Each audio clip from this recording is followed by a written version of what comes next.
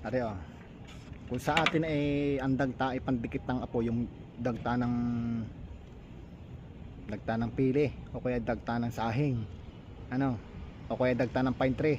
Pero ito dagta ng juniper. Ito yung juniper yan sa may uluhan ko. Are yung puno. Ayan, ay sorry.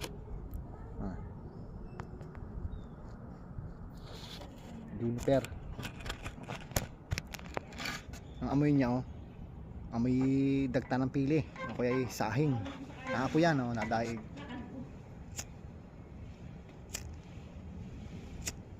sa hangin.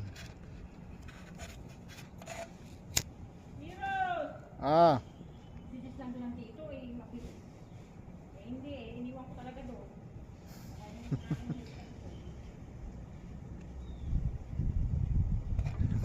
mahangin.